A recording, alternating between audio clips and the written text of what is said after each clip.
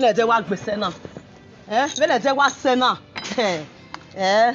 Ogano nya so rinwu na. Me no nya shop ire. Mani ma nya ere. Nwata gele no. Awama.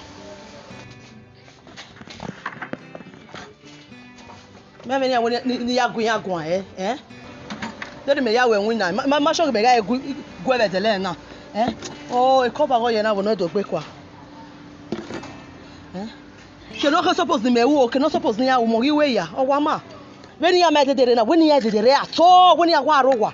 Ruta ya re ogwa ni ya je kwere gbe Yeah, we have ya we ni ya kwere gbe because ye ti guy a practice here the same time guy madam. We storm wa gen ya asame. Ta. Wata. Me ade be gwa ye ade. Ido kiro. Ido so anwu na ye jere. O ma me ya bude be na.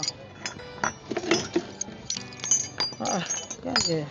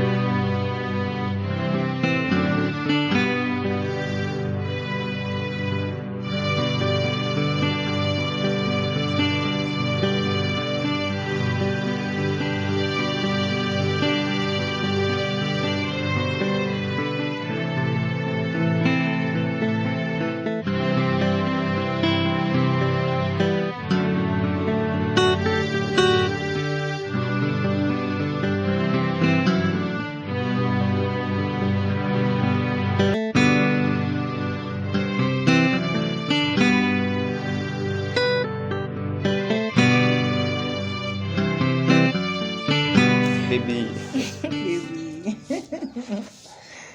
Wow, again. Amarine. If I go my way, I'm off your boat. You know. When can I we? Yeah. Sukma. Ya ka bo wa yin ya we. When we may do, we know hekin you. Yo boni ya. Sonia, me wa ka bo we. O se me adi we. Yeah. But your mother is not happy with me. And for real, I mean, no biomo, okukomo at the end of the day. Oh yeah, I thought I would marry marriage. Leave that to me. Sonia, me, a choice no. Baby, on your band, you only time. You know your way. No, we are never no boy. He winner. Yeah, you know your way. Ogoniwo, sunu Mariana, ama wari abe. Sunu. We me ijime be wona. Ijime o me go sa. Ovie adafe anti me. Ije me go kabo. I can't took so low to go and learn work now. No, now, baby, we're still here. Agbeda bane. Okay. When Israel me go kabo. Only wa kabo wa de yo. So kuma no here we e fogi jue. E fogi no. E fogo he kino bia ogwe. We kino bia enugwe bia menyu bowe. But I'm here we really anya fe ogi jue nya. E megi we so ma for real. Why ya dori we you wan say wa me. Banesia awoni. To be frank and sincere, I cannot get married to a full housewife. Is it comfortable? I marry a day be there wasn't never share experience together. What to tell you while you do nothing? It's not fair. We got Tony, We got Tony. Menozere iyowe we akpa yowe ruwere. Lelime ariyowe owije won pa magba ya to takigbe. On we me ya we na. Iya ti o. Meti ade ye keni. Ah. Igi. Awo. Era me gi ona ene igi ogbe. Oniri mage ogbe ogo na hina. I cannot leave my inheritance to go and stay with a woman in her house. No, now. How do you not make it? I'm a man. I'm supposed to struggle hard and cater for my family. You understand? You will make a boy worry. Yes, so we man. You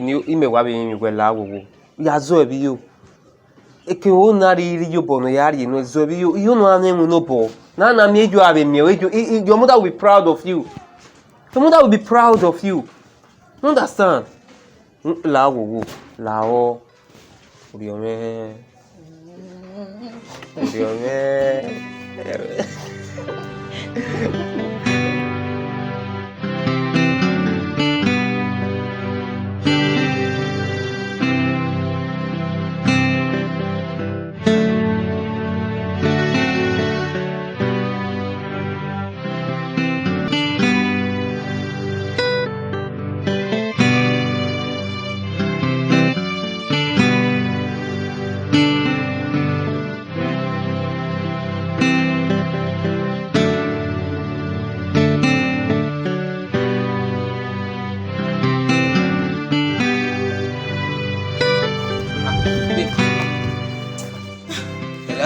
Oh yeah.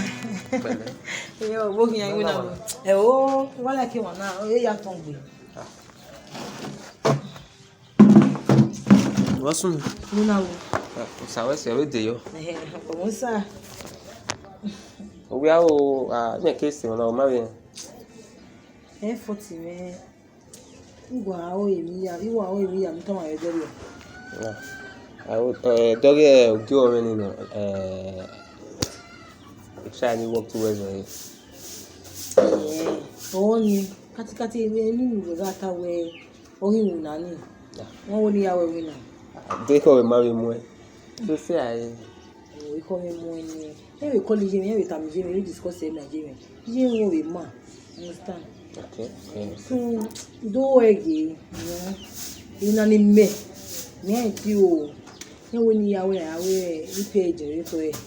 Mechanic repairer. Generator repairer.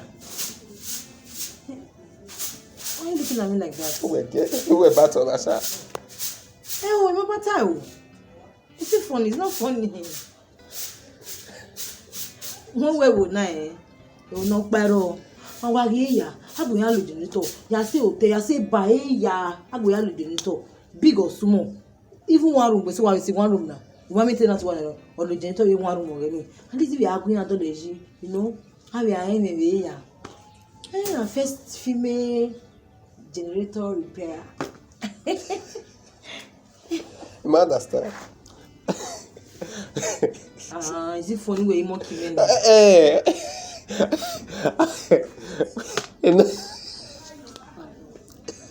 Oh, it's a lorry man. Hairdresser. Okay. Ne, emabe oni abia a baby. E could be bab. At least I will no neat na. No neat. Our way we are gwale, you know. You understand? Generator repairer. Onyo remedy me. Meti we una we. Yeti. Ebe hairdresser. Do I mean get ya. Yeti go mu dia boya we. Wa ge ya na. Iko ya hairdresser. Ya wa choose ya tailor. We will change the pattern. What they say, what a man can do, a woman can do it more better. Na. We are the world record where when I will generator here.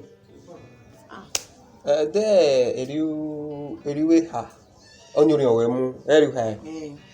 You work above one, we know, not only generator. Gilly. Kakabona, no, not only generator. So the woman is good. So we are prescribed. So she's one of the best that I know. So don't you go away. We can go there and talk to her, and it's settled. Gilly.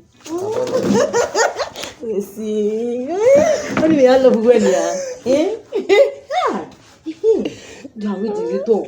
Do him? Ejinito we go neighbor when you wadia. Mo yan we can get me. Oh. Maggie.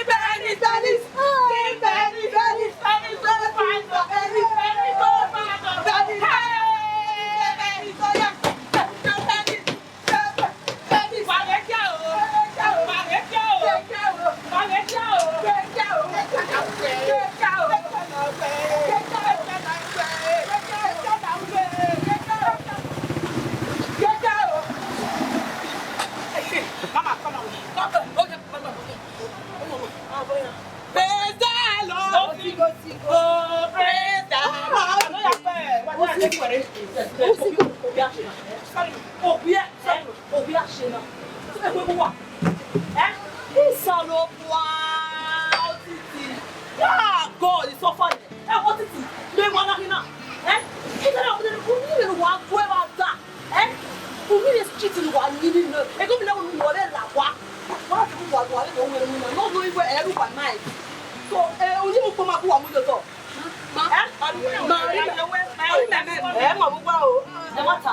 So, moment to come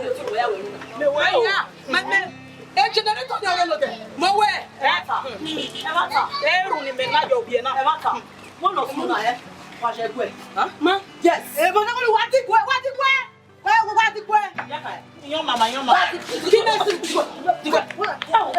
What she may not titi. Me not titi. What are you supposed to do? Mama, money devotion. Mama, tell me when they prick wake up. Money wake up. Money wake up.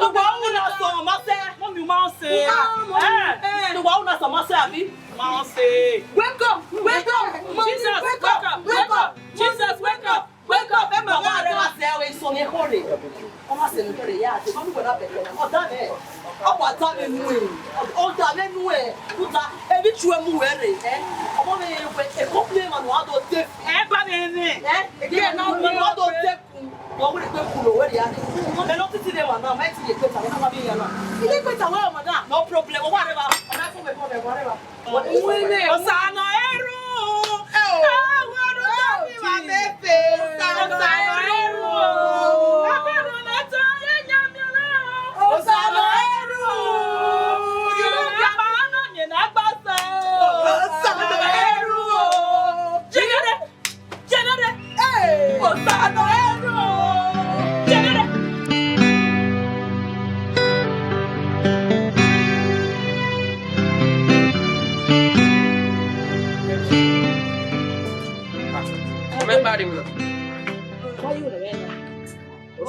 Madam, now we must say the coat, the lapel, the coat, jacket.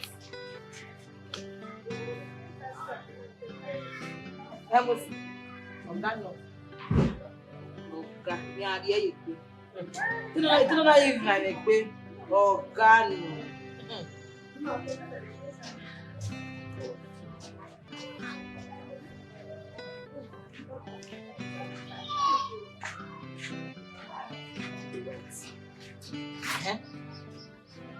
Generator.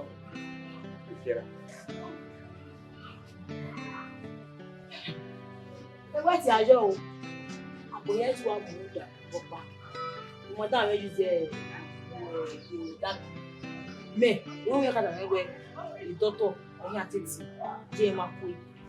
So, me say what you if you might use the material, I don't know what. Yeah, get it. In future, me, we bet you in our job hospital. Everyone low we work man. So our different. Our in great class. When in class. Me madam. We are yet you na am generator. What's the hair? Okay, we're joining. Yeah? Join. No. Ah, baby. What? But what did you get to say? Okay.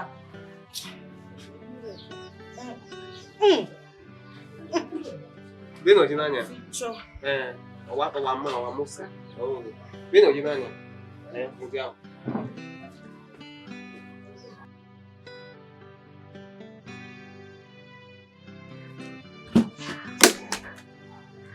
Awe generator na tana. Ukinya dey plug in to. Wọ́n tó a love you. Ye ina ni pegi. Oh, generator na.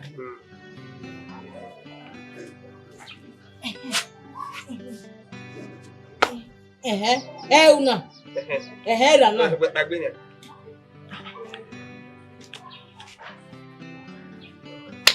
Wewe kebu na. Kini na.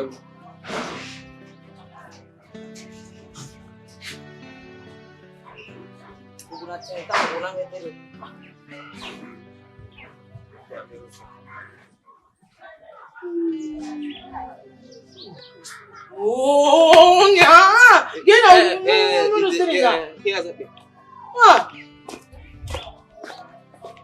When you give me a lot, you walk away with the store. You get away.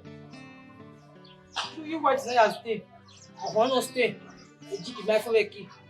Now you keep your way. I want to buy you away. You want to yaga away.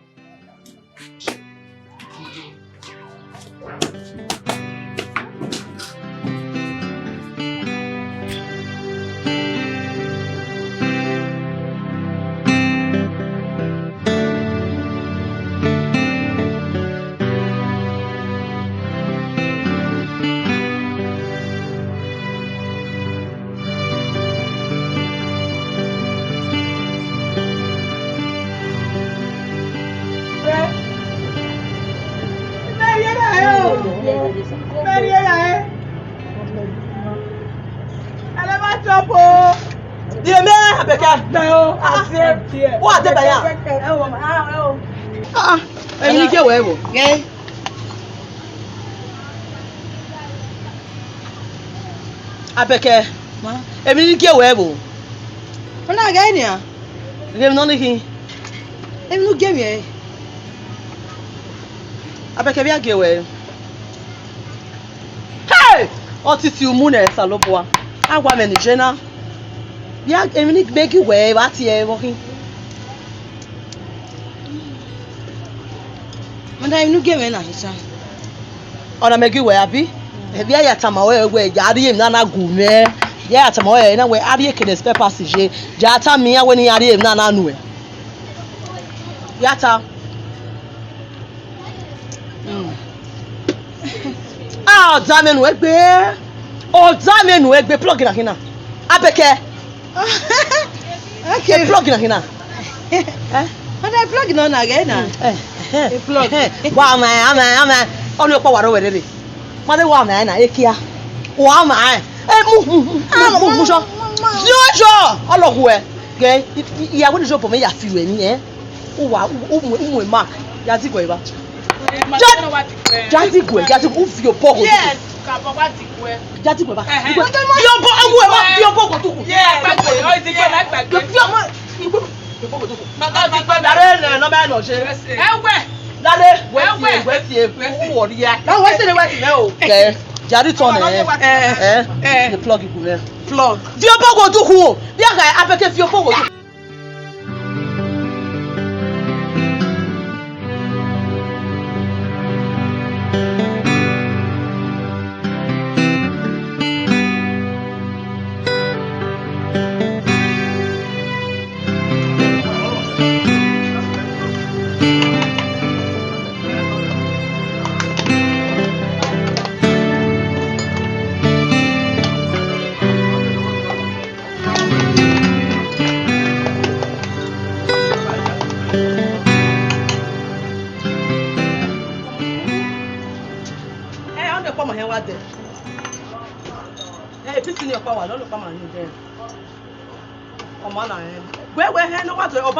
Before 2-3 hours, so I don't know.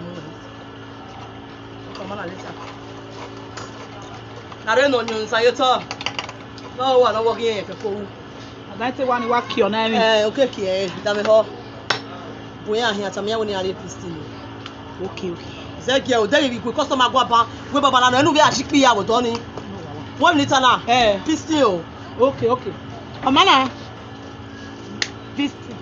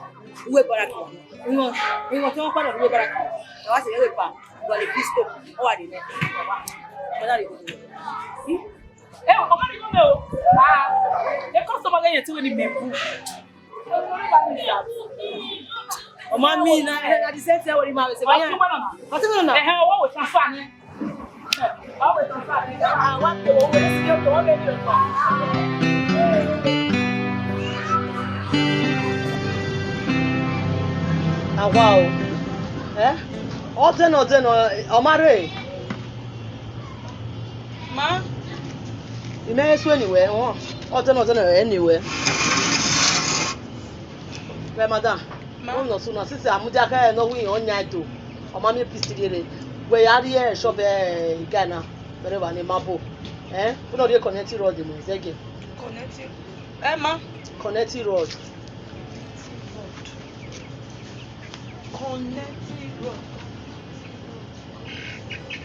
Connecting road.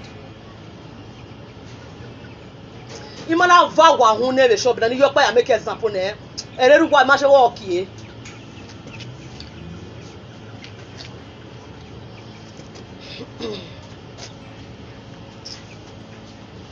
Look what they tell me na. Inu egwe Insta. Ona gbe da 2 hours na o deno.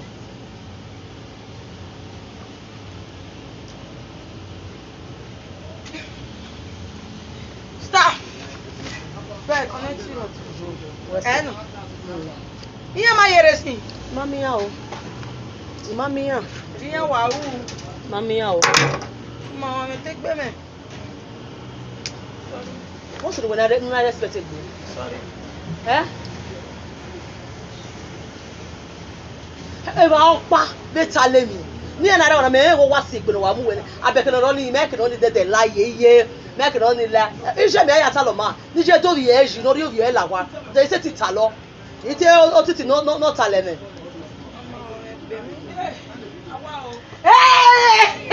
people O ki apa ni me fi ara e de o ise me gbe wa go ni o ki apa ni ki abeke wo wa ro o ma de kan ru ja igun ri emi gi o ma me tell you wo pe ba ni tabi ju no da we ji wo wa nu we ire o ni problem o wo ro we kwa river ubi aje si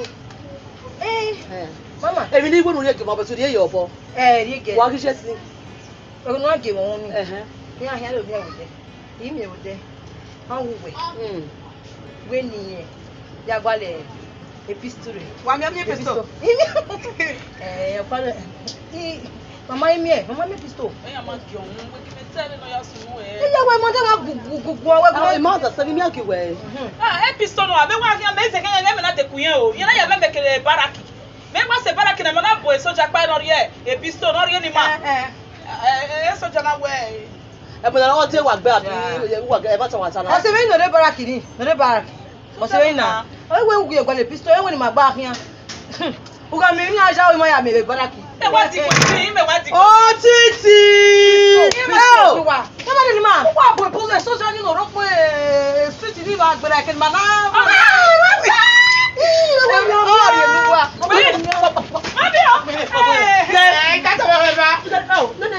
Police are being in one in Azua. I got you my school, I supposed to arrest you. Okay,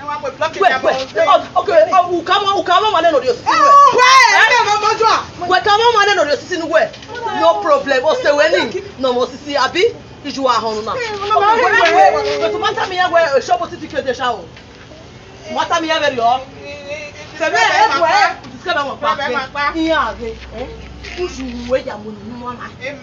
Amen. Déjà, maintenant qui veut pisto. Amen. Et puis moi, nous tiens pisto dans la vie, c'est ma débat où elle a ta. Pero na sua, de ter, vi o ga ki wo ngo ma na ki wo ba de sua, ke o de sua. De de me. O gwa gwe o, gwa ma gwe e ga sene na gbata. Wa pa. Go betu mo ma me o. Go ba pisto. Pisto de repe. iya dare le ba. Pisto. Go ya de pisto ku bene. Akamuka. Gwe ka ya de pisto ki bene. Madam, gbe mara ke gbe ni madam now. Mo ke won ha de pisto de. O wa de no na. Voilà. I'm sorry, but Mama o we ko. O me da so wina. O ku no ku. Ele ia comprar pro parou na me que na tino kwa. Elo na. O ku. Madam wa ga ya. Na ko ba ehun ni no re generator o ku ni no ruwe. Hey! Otiti. Mo re so bi we o Jesu ye na mi e. We no se na dan. Eduwa omo so pa. Ege ni ma gba agreement. Agreement omo so pa. Ogba. Wa o. Wa ma o. Wa ko ri ege me. Mama ga we bi agogo ge ma be restore we. Ya esto ni kene ma ni keke wa ro paro. We bi agogo we be ke si no we na. Ijobo wa je me abi? Yes ma. Yes ma. So mama, sis wo ma ye PC. O ma le yo. Si da ro e ne. Okay, pisti. We get this ya ho wu wo ma bu we a se ke wo but eyin awa re. Ite we attack here. Eri lo gbe pe ku yi. O gbe pe ku. E boro le mu ne generator ni Wo ma PC. O wa ma no wa. Ma come o. E pisto kia. We no mai yo.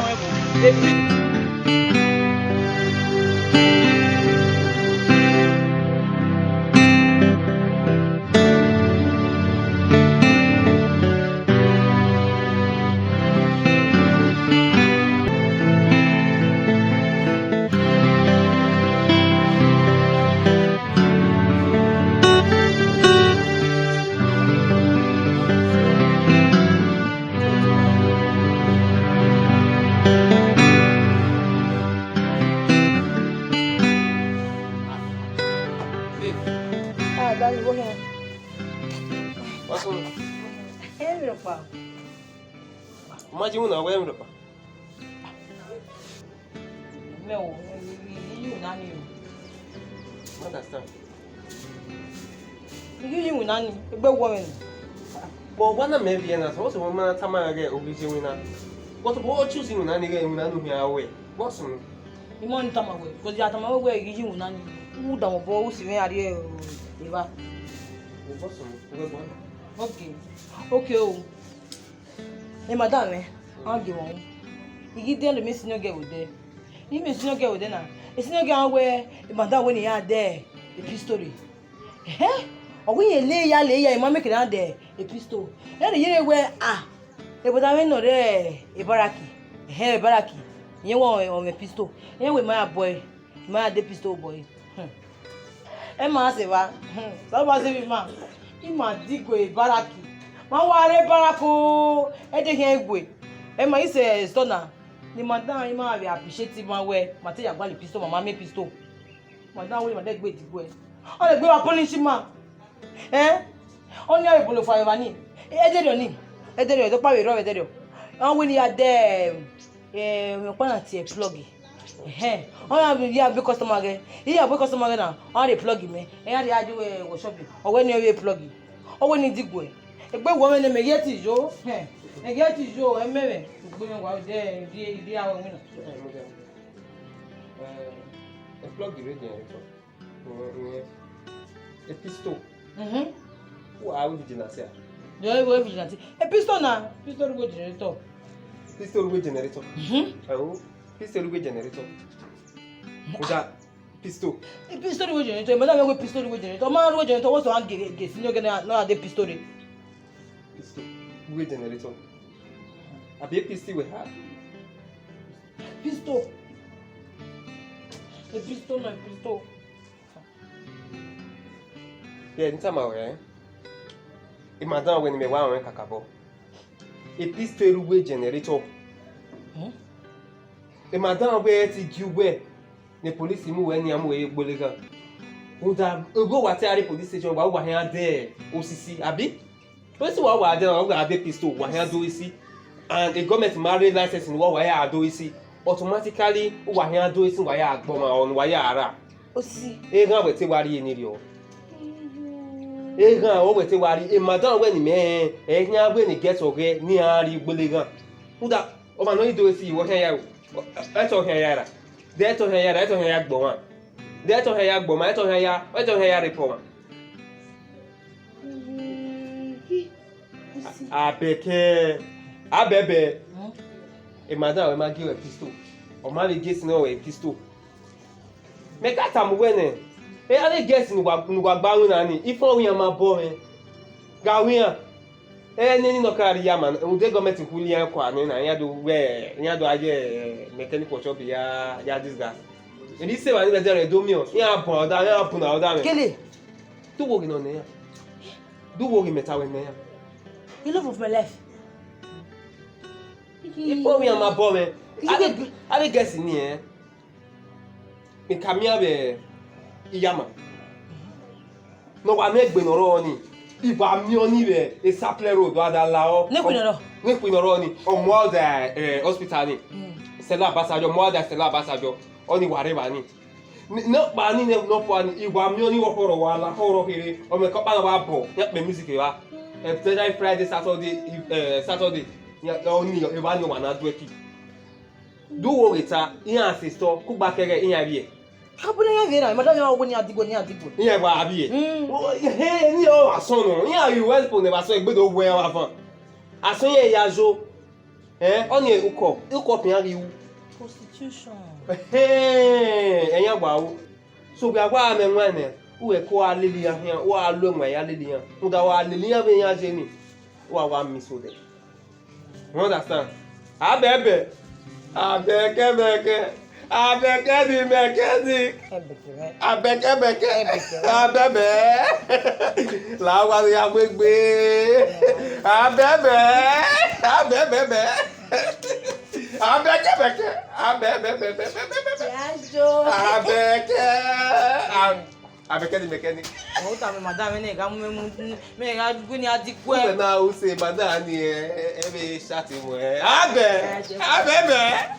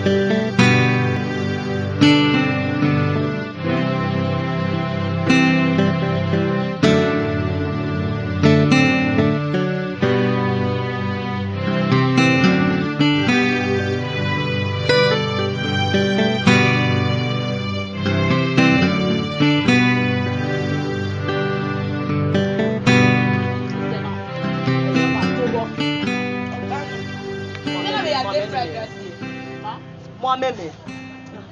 La des frères là. Le roi a donné des on va faire. But it's all now. The rest of fried rice. Me wanna give All of my dead chicken yo. Iye ma ligo mele na. Iji ju ligo na. Mtu ma le. Na mami go ya de mi owo kaka kaka wo. O ma de me we ba me dog. Ma de mi owo. Abi your mate. O so ya de me we ba. But ma ligo no de. O so ya kere mi. Madam. La àwọn mekere mu me won. Wọ́n mekere mu. Ala mo no e ma. Wọ́n le ni me won ba. Wọ́n ní ana o we ko ni e me ma wa mekere mu ni. Tẹ̀lé màtá ìwé jẹ́ pẹ́ntì náà, wáyé wọn náà jẹ́ pẹ́ntì mú kẹrẹ mú wá. Ọ̀kan wẹ̀. Ọ̀dà ọtí ti fi mí wọ̀ mẹ́. Ti mí wọ̀ mẹ́. Ẹ̀yà. Wọ́n ẹ̀ na ni so ma di go nunu ya te mi. Wa we la e o. Mo wa we la we ni me ke na te mi wo. Ìbéèrè náà, mi ò wọ̀ náà. Ma e fo se. Ṣé náà? Ṣé náà yá ju sí ẹ̀rù nìyẹn? Má gbà sá. E wa pa so wo. Ẹ̀yẹ́ púpọ̀. Ama ko mu kwa o. Eye ko ma ko fi kwa. Ọ̀dà Otiti, ìwọ mi ò mẹ́ o.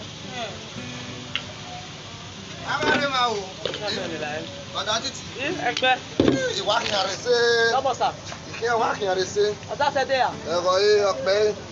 Láyé dè wọ́n ò bí ẹ kékeré níyà rí ẹ̀ station rẹ̀ bùdọ́. Wọ́n àmìrúpa. Ẹ̀ náà wọ́n ní à service jẹ́ ọ́fíìsì wẹ̀ ma. Ẹ̀mẹ̀ yìí travel ìrè. Generator ní sí ọmásì. Exco ìyẹn rí màá wá service generator wẹ̀. Bàtẹ́gẹ́ náà ní ìgbìnà. Ó dúkìá náà gbéra. Ọwọ́ máa wọ́n náà ṣe náà. Òkèá wọ́n ya mú èmi rè. Mùsùlùmí wọ́n máa ń wí náà. Mùmá gbẹ́nu mú àdé. The 3 months later, I will be aware now. E papa ya gi ma we be gani na. Wọ́n yẹ ká yí mi rúpa. E yan we. Be kọ́lọ̀ náà ṣe àyìn sniper. E red le pa ni kere. E yan we.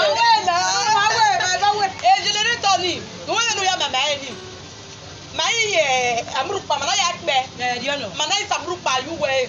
Ri ono mama e. E wa ya mama ni ri ma ya we. Unu we te na amrupa. U ya nu pa pe generator. E na be ya pe generator a. Wọ́n ní generator we ri we ya we so we a. O we ri brand ya. Ogwe. E no. Bodo we ga we powder be na mo le kono. Kubeme. Ewo. Se ko ne to wala mara. Me na ba be dari obi. Me ma ni ku wa ton. Wa po me. E tu gbe ma o. E tu gbe ma. E be ro mi la pe ke ka po. Ẹ̀yin àpò. Kunwe. E pardon mo sa. La wo e ku. La o. E tu we generator. Wo mure. E wo ma wa service mi ya de yo ma. Ma oni se la. La wo na ma e pe na. Mami no fie ti fu e mi ati a no fie kaka ya. Wa no asi aye so. O me padà Otiti. Ko e ke do ya ìwùnà we na wa. All the stable e me ti be. E ke do ya wa yo. E material wa. No bueno. E pa wo wa wo mo generator re. No bueno. Ya so ko yo awon ko yin re mu pa pe generator mi. Wa tere wa. E pa ga to. Mata ya pe. Ya wa take you where. Wa careful. Padà Otiti. Ya take again now. Mata tere again now de pere ya take e. Obe me ke ni me ya tamugwagwe. Onu wa ya bi me ya murupa ya service generator. At the end of the day don't go everywhere. Mama I want to for shopping me now. Oh, tani o yin ma gwa we. Se diro me ga ta mi na e wa Lua City. Where do me ya city ni kwa ka bo gwe ke. Where you stand yo. Yo amrupa ma lo. Ọgwa ma. Generator do imure. Ihu kwa. Uwa ya dole. Ona ri ya. To wa asajo. O, ave mi o monede ma gbebe ko e. Beni mani re pa na otagu kwa we generator 3 months ko ki ana gbera. Why city na e? Ma we. Mana ya amrupa ya kiyen, mana le to amrupa yu we ma we. Me we na ije me na to mama ma la ki. Ma ye church. Ami na akwa ku ya do melu wa ya le ba. E kwa la re ba ni o ga imure. Beni na re no re ya se ori e o. Beni da ki gba.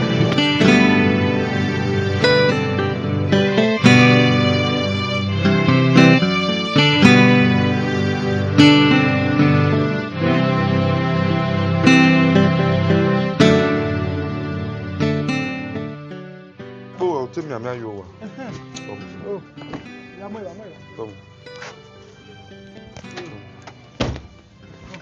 if I a generator winner. Where the soon away? It may on a way plug or any problem. So in that way, my only boy go qua ina imi awe no re plug ire no do re yo but o iri plug yo the plug ma win ase so you know ini go be plug on that my way original plug 15,000 but fake plug 5,000 so now there's no need my way at the fake plug no area every time then my what the original plug yo once and for all The original plug you went on. that it make charge when I generator make carry at original na We no jere uka bo gba koto ke generator no ke bo gba koto gbe yana. Oma 15,000 we need na. Original one. Oma. Ya transfer you go no e bam ya wa pa na ba. okay I mean ya dey workmanship by the Oh, workmanship ni go ni kin video. I the 5,000 here. Okay, 20,000. Where you go no ya dey wo wa make ke travel go where. The man is complain. Oma ya dey buy, ya dey buy. I talk better. Sean, So why you? is a share there. E we down. Epa. I the bomb me we man bie, obi we me. Oh, so abo we me ya. Domo sir. Domo. Go. Domo sir. Go. Domo.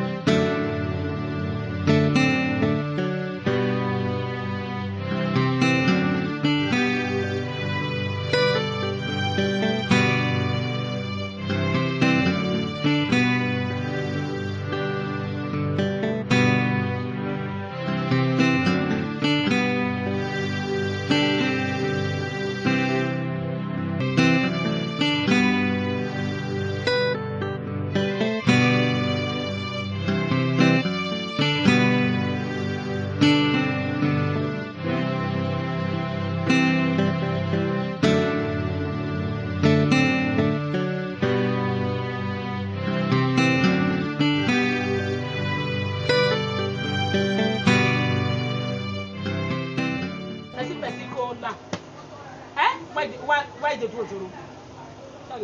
Oh, Joro, Baba. They Joro. That's it.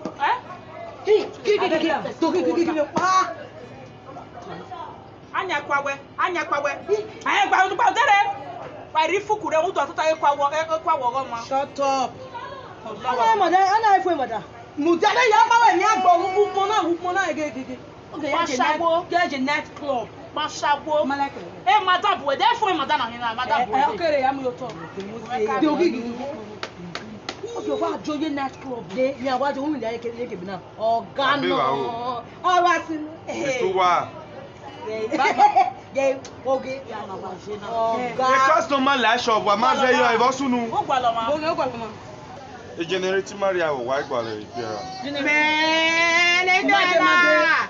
Boss no man ma gba le generator repair wa. Awa gie. Me yo le cha. Why? No, me no go cha. Wa kunye me boss no Ma de boom. Waka. Iwe generator ya igba le repair. Generator we mure. Si tiens. Press Mama. Press a button. Hey, you guys you egwan si we generator ya do gba ma no do le. Iye wa mu o rekun. Why you lying? O wa o bi ma no. E won mana kwansi mama ni melele na. Where we ma? We here on na take inside the money. Okay, obi na ya nwina. Oh, na ya wina. I want to the bottle. Liquid sauce. Madam, when we madam. Yabo bucket ni. E tu zuru bucket ni, Nu ya ki re. Won. Okay. Me Ijaji o ma no. Wa ku be me. Ijaji o ma no ehun na E we go do so na o ki e na o to ma me no je. Me we ri o po camera ko wa ki e no ge de ni e ti an do. O mo na ti an do o do ti e. Ni on ya kesta na ko de. Ge e be ri e be ro pa wa. Bet ki e no me ke na e be no je. Wa ge no e ti an do no you let me know. Okay. Stand for. Date. Hey. Oga.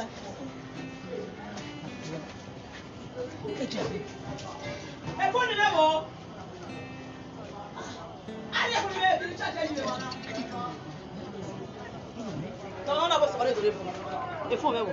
Hey! Iji, madam. Oye le. Madam. Oh, madam. Madam. Ibari.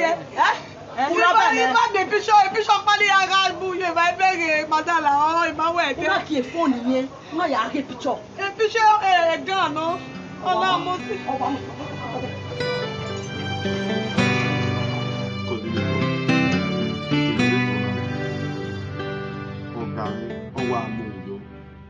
Imani kabiore no lado leji ios you understand so in me ya mi wa restore no you wa agility on your see ina do tiwa Oga ebony me kebo agwa a generator so run give me period di mara sai on me period.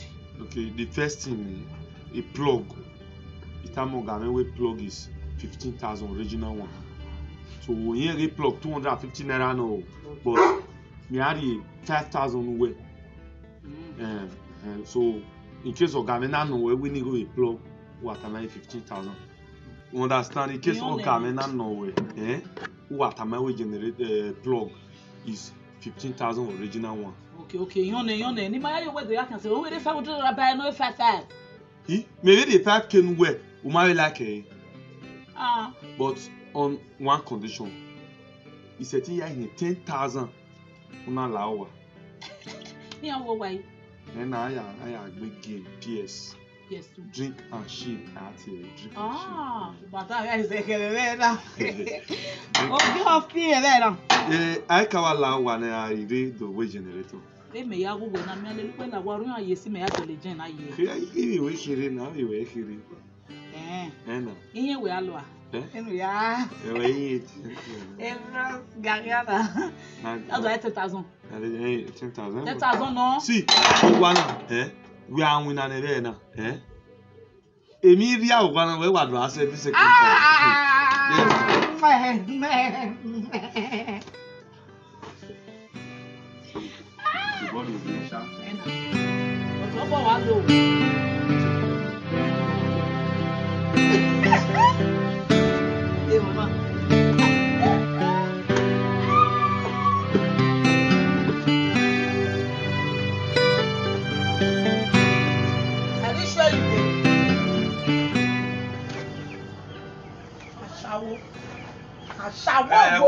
Madam, wow. Madam. Hello, what? Alpha. La Exco. You might get to what they win my partner. On a top of so good. What was the body? It was for Arao. Madam Lau, or Manuvi Meno Yavuna, no man winner. Oh, my winner. Gay no. Coordinator. Mama. They know the what you have make you wait, sir?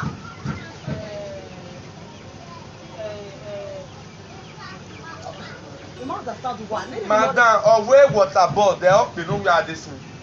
The water board of the generator, my friend. Water board.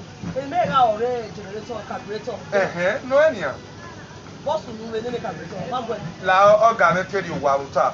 While I'm very men who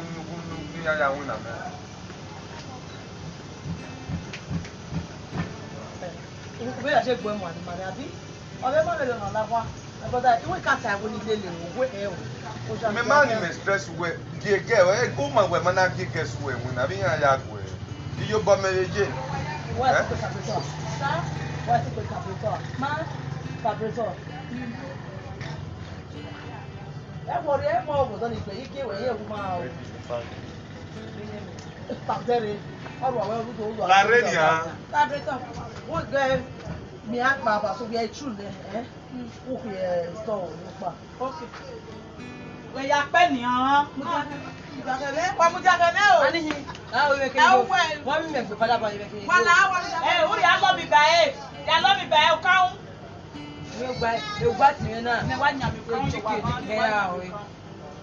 Don't even tell me you can't. But I love me who can't let it go. All said, man, I'll cut off while we're doing now. How long will you I quick. Ẹ̀mẹ́ only there o. Ọ̀gá mẹ́rin dẹ́ àlọ́ mi dẹ́ o. Àlọ́ mà yá pé. Mo máa ń rọ̀pà ni a. Mo máa ń rọ̀pà.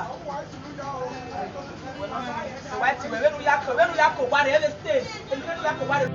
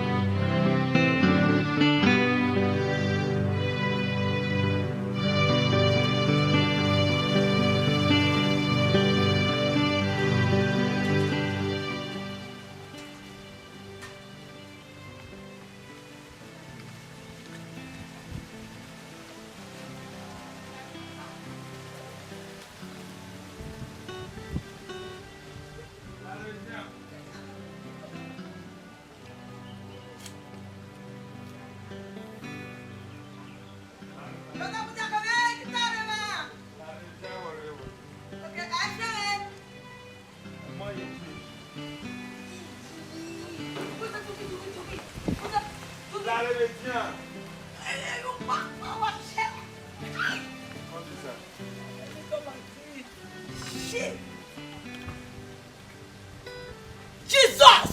Get it out!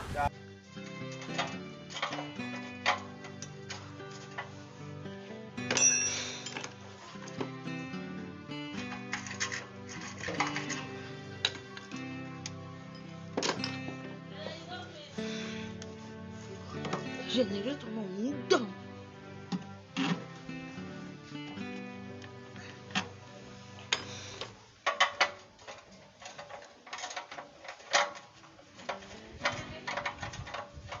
Oh, this fault is coming from the carburetors. Carburetor no. When the brother na anytime I know ya delere. A carburetors or a winner. A starting machine now. Or slack. Oh, okay. On a said on a time when winner. Okay. All right. Go there.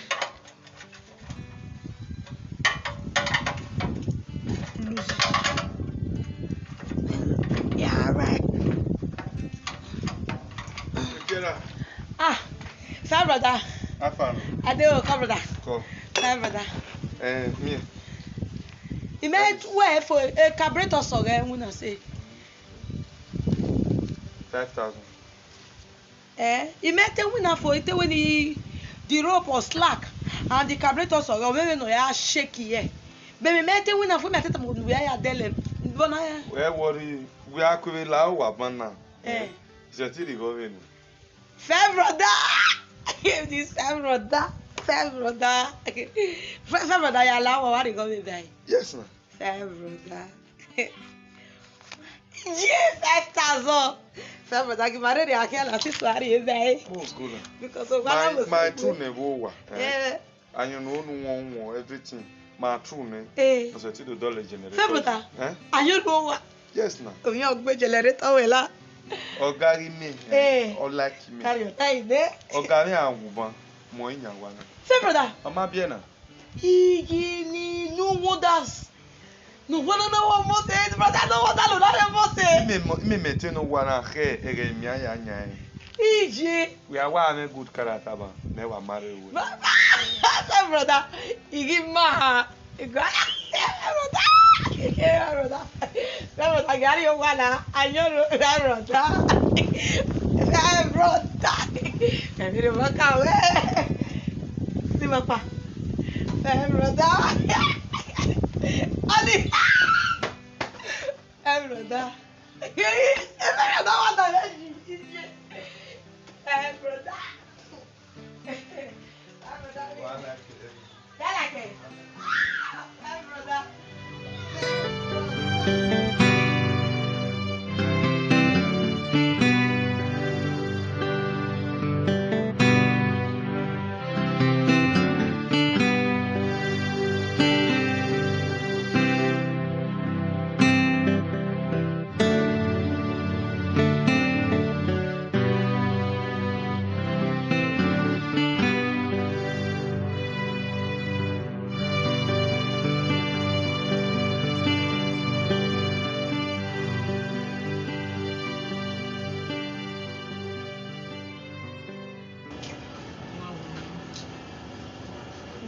je gba mi una.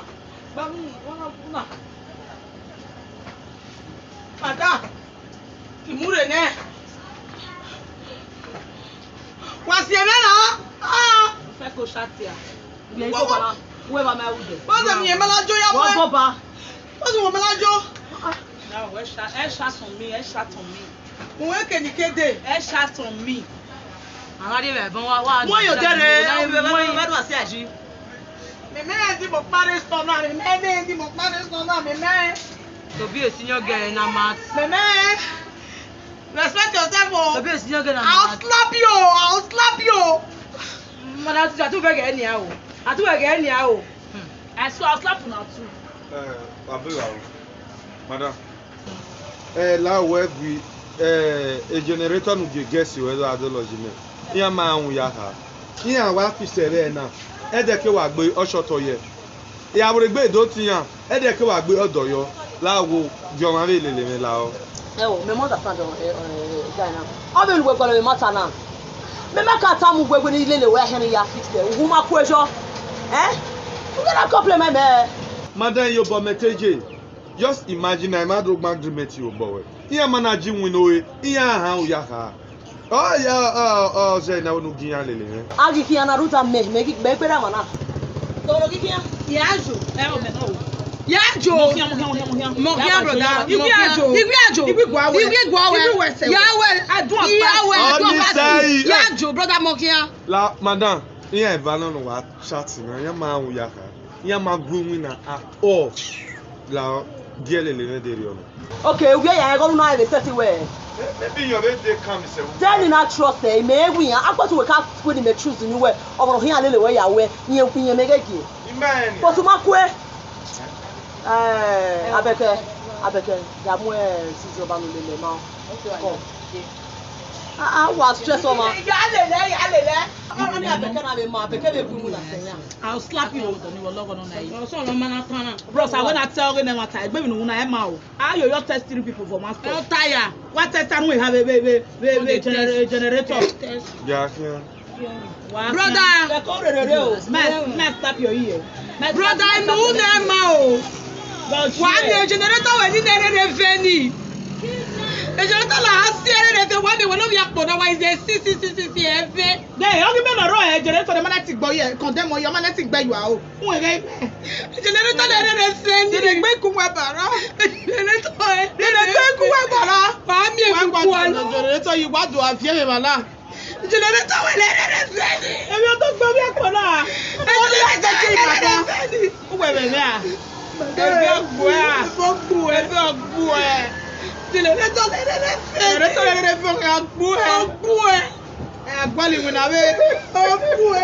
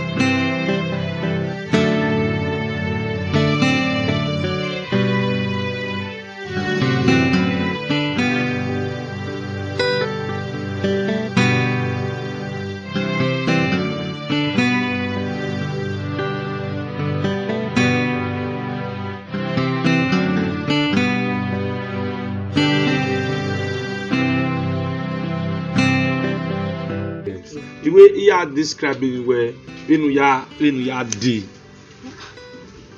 As well. Okay, no, man, don't Ati we man. Costa. Go. Costa. Na dolaji se. Ewo di aka bodo le. Wa dolaji e dole no ruo gwaji. Get Ewo di adolaji wo me na tire. Onime. Ebi maru wane bu wana uto boy parigwe. Abel, listen to ask girl, no. Ask boy le go. Me. Ask boy. Senior worker him. Senior worker him. Mo dey close to organize. When a plug in ana, any water mo be secret. A plug in go na ya hin 250 no. But ya to bon ya do organize go me. So he may time oga he 15,000 ya do. So me are 5,000 away. 15,000. Me are 5,000 away. So we said we were settled. Are you okay with it? Where my lucky go? Lucky go. Now so 5,000 me are in way. You can we wa bon me yo. Ah, we say. You want so na. No say na we get ni ati do mo na yi. We was story man na. E gbe generator na. E dey story man. O ti gbagbe. Mo pa. O e gbe na. So e no sun we ti do le je. 5,000 we are in. You are 5,000 we buy. Mario. Why je ni 5,000 naira be you understand? The 5,000 naira ge madam. Wo wa nyan ya igu ya wo wenu. Oni re workmanship. Ige plug e kekan wa ni. Wa ya plug e finish. O ya plug e generator na. Wori plug. We are work with your bomb and worry over. Ipa. Never. Are you over? 10,000. 10,000. For 30 minutes, kekan. 30 minutes. Kekan. Ordinary. Win now, 10,000. If I want to make it, you will me here. Mami 5,000 me a carry in weba. We are igual lawa. It is 5,000 by. Ola wo winner. Go win you. 5,000. From Monday 5,000. Well, ola you go no arrange madam me. No problem. When na me with the day. E case do no here ai, ni mo ba e kitchen. Ni mo ba e gas. Understand? Yeah.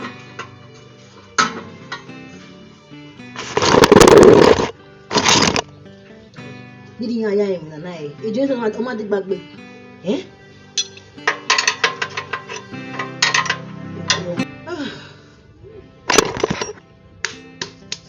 Lo bore de na mi fun. Na je ni ya o si. To be lo go sha, ki bi wa ya ke wu.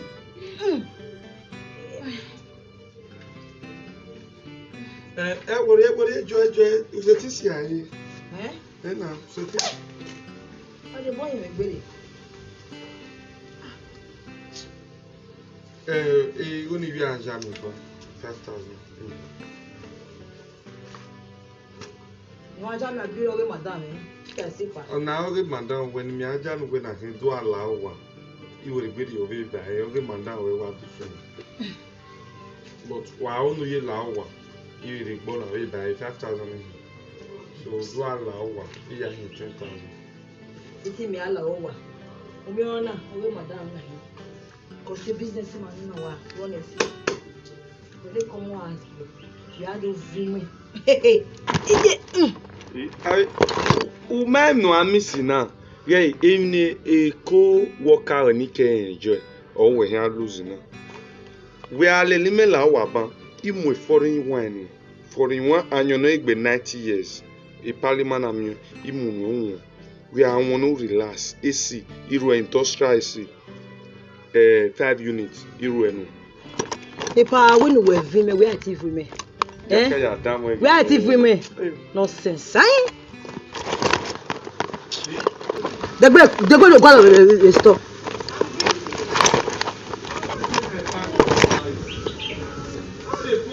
When I know the electric, 2 horsepower, no repo, 8 horsepower. Whoever you know, whoever will be our okay. Father, go back your ghetto. You get off well. Yeah, you need to get my move, marry,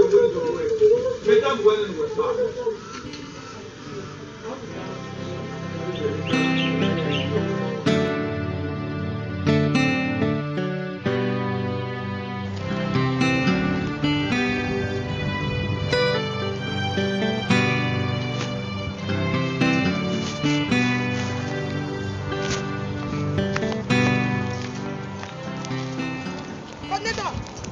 Hey, babe. Hapana. Adio. Kije. Wọ́n kí awúyá kéde. Ìgbémọ́ra rẹ̀ kéde rẹ̀ àti. Gbé mọ́nà wẹ̀. Wọ́n sún wọ́n wẹ̀. Ìgbémọ́ ìyá wà mí ẹkún ni ẹ̀. Ìyàrá ìyẹ̀rà ẹ̀. Ìgbémọ́ ìwà ó rẹ̀ ẹ̀. Ìgbémọ́ wà jà mí wà yàrá ìyẹ̀rà ẹ̀. After fit for the next start. Kó yà fúlò rẹ̀. Kó yà fúlò rẹ̀. The daughter ìwọ òwẹ̀ náà wọ́n mi sèké. Ìdí tó kéde náà. Wọ́n fi wá. Wẹ̀ ṣọ́ wẹ́ fìfà náà ẹ kó wẹ̀ ọ múfì wẹ̀. Yọ wà ó. Ọyẹ nílùú wẹ̀. Ọyẹ rẹ̀ ní ẹ̀ náà wọ́n ìfẹ́ kékeré. Kọ́. Gba ọ̀rẹ́ Buhari hùn. Kọ́. Bóyá kéde. Ọ̀rẹ́ kọ́sítọ́mọ̀rì máa pa ní madam tí èmi àrẹ wá àti kéyàwó jẹnẹrétọ̀ rẹ̀. Èkàbrétọ̀ rẹ̀ ọmọ àmàṣe nágbé àdọ́lẹ̀ yìí. Ọ̀rẹ́ Gani wẹ̀ kéde. Gani náà kò fọ́ ní òfúfú bọ̀ ní. Ẹ Gani. Ìmájọ́dọ̀. Ìmẹ́rì èso dẹ́. Ẹsẹ̀ yẹn ni ebó ni wà lè wẹ́ ní àwọn kan. Mẹ́rin dẹ́dẹ́ mẹ́rin dé sànú ìgbó. Kọ́ Arihu. Òun ti wẹ̀ àwọn ọmọ ṣá. God forbid. Ajẹ́ kò yà wòye ríwẹ̀ jíà. Àwọn ẹ̀dùnkún mẹ́rin aṣá. Kọ́ ké fún màmá. Kọ́ bẹ́bẹ́. Mímí mi ò wé náà rẹ̀ ọ̀wọ́n àwọn ọkùnrin mi yàn wọn.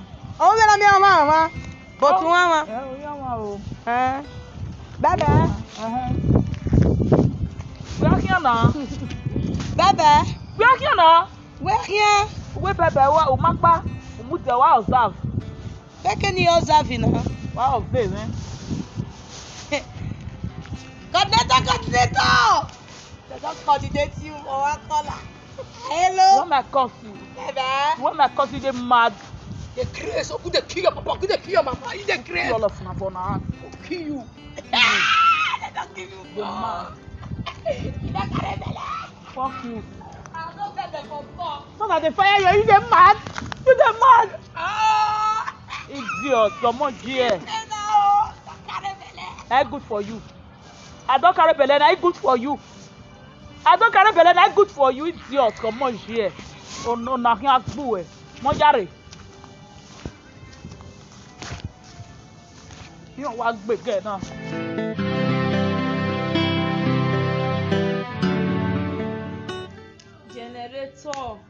Generator irú wáyà dọ́lé plug yìí wà á dọ́lé carburetor jọ yà víyàn láwa ò pínkù ẹ̀dọ̀ yà wíwù ẹ̀dọ̀ yà. Èmi wẹ̀ náà kí wẹ̀ gbé yìí. Wọ́n pínkù ẹ̀dọ̀ yà. Ní mẹ́kẹ́ gún ẹ̀gbọ́n wẹ̀ kú. Dènà mẹ́kọ́. Níwọ̀n náà sílàsílò náà mẹ́yà kò yọ. Dẹ́tù wẹ̀ ká kú èmi á sílàsílò. Onye dodo le generator yi ihu ya na inkin ya na reply na ege na apion we inkin wekwe Ama náà ọ̀sẹ̀ wẹ̀ á jẹ́. una phone akumo asge we are phone Come on, asge. Then- Bẹ́ẹ̀ ship ìwé ni à ship. uma chip last egetuma ha amare no ya kwe now enu ga love me say bugwana enu ga love me say last like bo ga agwa owe ni yen to wa won my o my bie owe ni yen to wa na we akwe yi me ni ayen to wa na we be do awo konga yes na So wẹ̀ lérò n'ọ̀gá wù. All like Wẹ́ẹ̀ wọ̀rí na ẹ̀kínú wẹ̀ dọ́nà ìdèrò ẹ̀dọ́pá ọ̀gá àmú wẹ̀ wọ́n. we no ko ni me fi onoga wa agwa Generator nù yà fún abẹ́ gẹ̀ẹ́sì náà máa gbé wọn náà máa ní ilé wa. ege ni we ti agbe won Ẹ̀rẹ́gbẹ́ bá ọmọ ìsàkóa. ege ni we ti agbe won see your head aṣawo yi ti se yes na Ọmọ ẹ̀kínú wẹ̀ dọ́nà ẹ̀. aṣawo ni we ti aṣawo ni iyan ni ti se enu we je na no pe ale we ku we no so ba mo omo suti God forbid. Ìgà ẹ̀. when do we mo suti na the toilet Ìgà. Uga. Ya we gbe ya boyen na do. Emi no do na e ma ki no do na ma we no ya live life for ma like e. Yeah. So me e. Oh God, worry o ta mame. Ami se na. So me e mo. Hey mo. You no ru worry na o ta mame. We are time me stop anything. Ah oh, me get you. I no pa me away at Amongawe. I want to get married. Okay, now, where they ask go to the back flat. Yes, my go to the back flat. Go to the back flat. Oga, where manya wana? Oma ye u kaleru no ga wo eso no ga ya wo lala mo. Oni ye oga pay ma of my abo ma. My kuwe me kuwe na ya bo. Oma de kai. That means na. Atero me medo but na isi la silo na me set. Are you caution na? Just where they quicker that day. Me alo ye generator gas. Ari generator gas. Igo ni medina generator gas. Me agari no we. The pimples in ora when I to upa ya yakle. Upa yakle we go mego. We time no we like me when me wule we say e dey gbe ile ra iye dey ra no guy ka mo ra we ka keep ra we you one side. We rate am no we ga like me we ya mu ra ni me. Oga ga aguyo edo pa no ka mi wo we mo me. Emi wo no we dey ni me na de gba so oga. Oga na do agu. Then me na ye nwan we motobo won ya de e tin asaku we ne. O da to stoko okwo le to stoko ya. You be a real man. Oh we are the face to face. Toasty me pa ya koyo we. Me ma show we light me na. Ina show e na. I make wa show have generator ni it gets a light. Yan kan yan wa ko. We ri ku me ile de lu we ni ku edo ya do mo shi. Wa yo.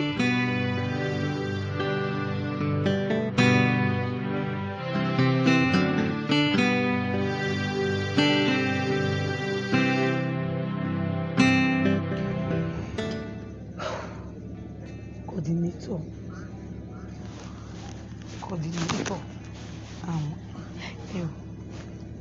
Itecha ni wole coordinator taba. Coordinator one. Me to be me with the coordinator one. But inu ya di mi wo. Ni o Benin ma pe se the street as we also reach for this town. Coordinator never wanted to say she taking. Now we do the work dey on that person. She go carry belle.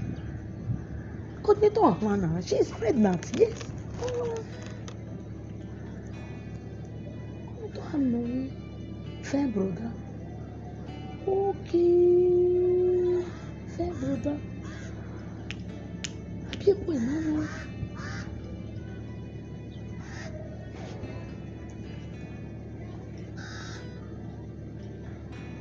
Hey! Il faut. Au peso, ils étaient à tout là, c'est docteur. Avec mes idées, eh! Il m'a dit que la chance non. Pour me détenir, mais quoi, mais bien, on n'a rien. Fais broda, don't do again, no. Hey!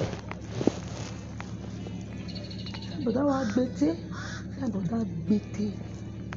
Ìmọ̀ bá bẹ́ẹ̀ fún ọwọ́ àkàrà yọ tó. That guy give me to.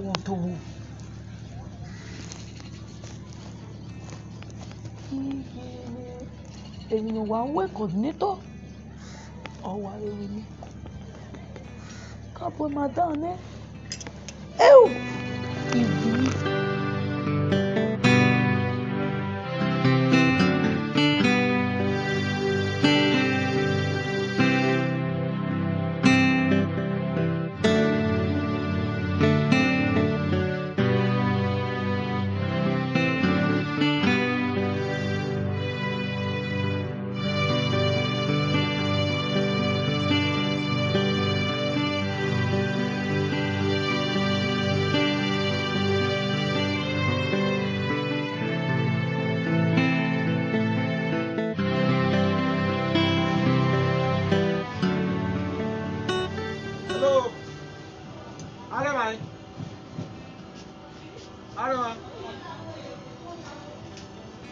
Ah, madam, call. No, sir. Call. Oh, go. Yeah. Sister, don't. Now what do the generator you? Me no, sir. Call.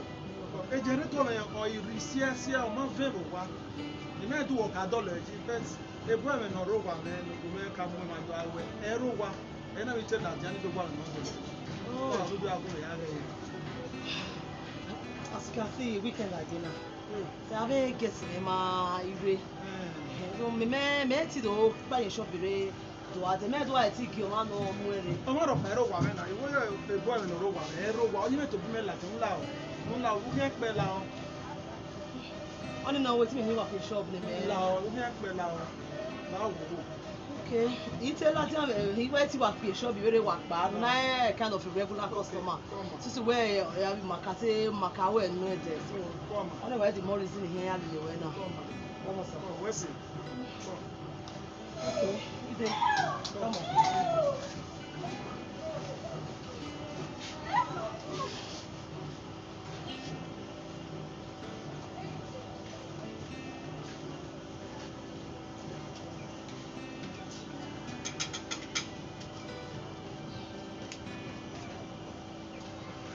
Oh, yeah, we got here. Don't give me that, Johnny. This one if here. Okay. Oh. So what can't you wedding maybe the other? I make guess work and regular anywhere. Okay. We can be handing now, so.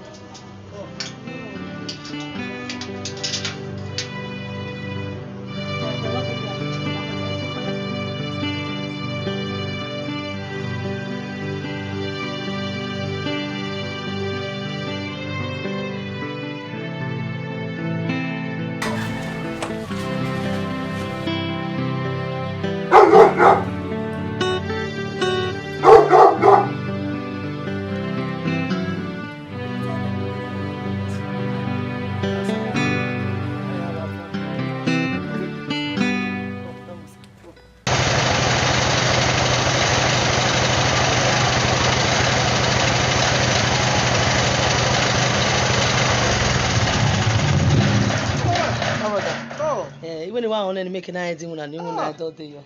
Where do you go? One and where you go?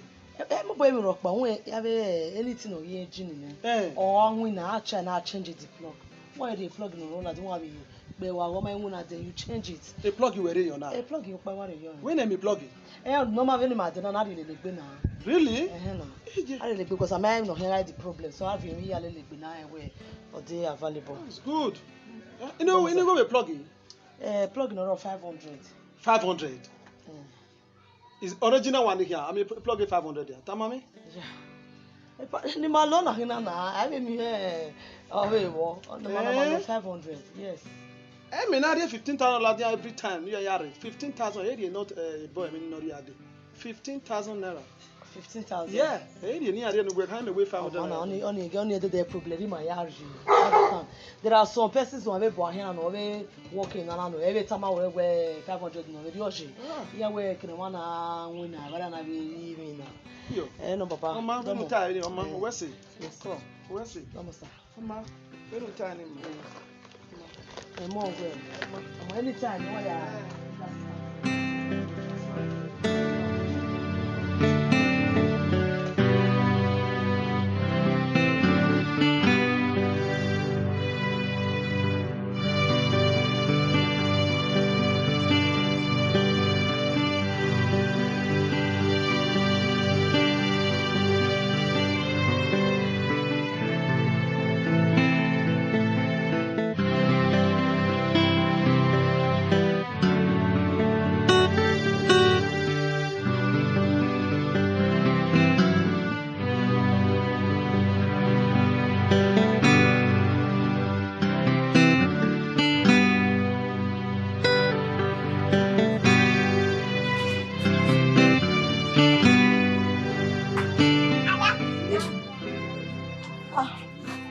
Oh, with you.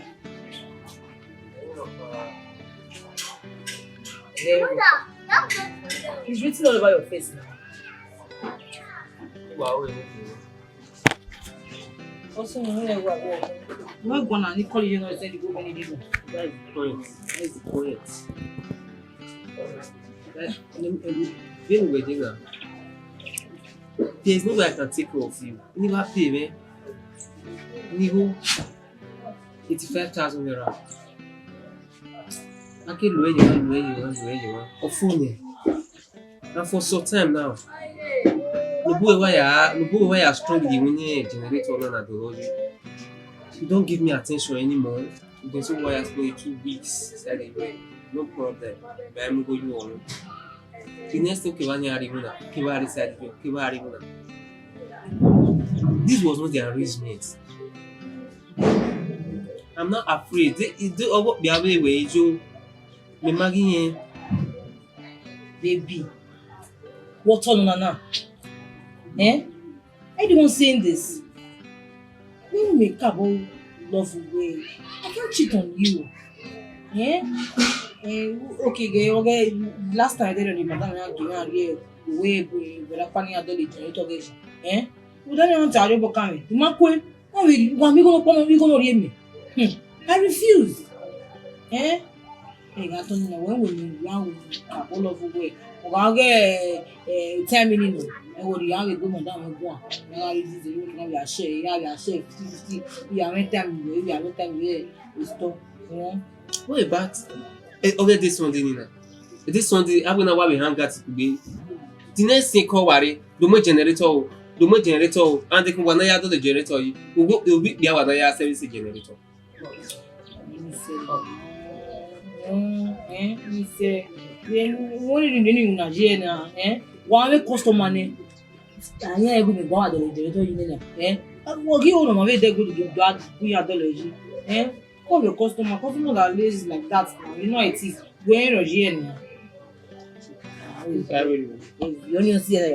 You go when let's get there. Let's get there.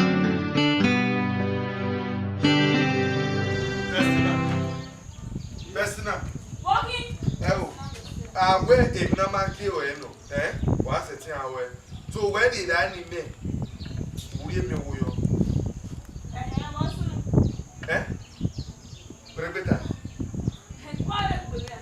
Well, the only one not pitching no, they might you find more where to Bestina, so what manali if you every one more go. You gonna why they plug it in and come go away. It is who really I saw me who were nothing. Again, in the way we are getting where they remember. Who imagine why you win. Okay, you go me. You gonna get the way at the stress and for why when you go. The problem is wrong. My lady, I understand the Benin. Just to go there later. When you are going, what's happening? When I got tried. You come go every time I won't get you one. Try. Ada fi ku edo ye. Olagbo ke kan we ti e do ni wo to ade bele ponju na de olagbo la na ke. O ana pa we de do na ke wa na ki yan. Do kan we ta. Me, wo je na we. Me ma kulo we na we. Eri se we ta ma we do ni we. Ya je onji we o sa se o we ya lo be ko me ye ke festival. O me mo gbo ni boot we. Boot me. We try me. Yeah, me rubbish no try now. Why would the try? Do any place ni na mi o hono ga da. Ya repeat. Bet. Wa repeat me. Bet. Wa repeat me, wa lo be yan me, e ba ni wa le la mo anji. Me. Yes. Ya to mo ga wa do e party wa do na. Wa make him out. I be come on for here. I would be na ma me wa na wa mi ni awo Wa gbe me. Oko no ogwe in I cross e young age now. Wa be ki o mane, ya e wo bet. Wa o me. Ghost fire. O fire won. O me mi o ma wo ko wi ide la no we imadi mi ogolo wa de gbe amewa ari ebe. Ọkùn wẹ̀wẹ̀ wá ayé gbọ́wọ́ kan yóò. Èmi náà máa wẹ̀ máa rèrè wẹ́ gbé. Èkí àná wà yóò wẹ̀ bẹ́ẹ̀. Yàrá wẹ̀ kí ààrẹ ní kí wẹ̀ yàrá o. Ó kéèké ààrẹ wọ èdò ayé yàn. Mẹ́yìn mi wẹ̀. Wà á jọ wọ́n. Mẹ́lẹ́ sẹ́sí méjì. Wà á jọ wọ́n dọ̀nù ká ọ̀rẹ́ ní wáyé èdò yìnyín yàn bẹ́ẹ̀. bet. Akia wo don ne kwemu. Uwe ma wi me ne owodo egwa bet. Kwemu. A ga gbe na. Ime ma uwe ne no kon, we no kan ne. Owodo egu we. Akia ibi go na ri e we na wa so ma we ma ri e ba nu. O ma kan so na ho we. We Akia. last like gate man ya mare gate man ya settle down with. I start a gate man. Settle down with a gate man. I gate man when I we. Yeah, ime me gate man.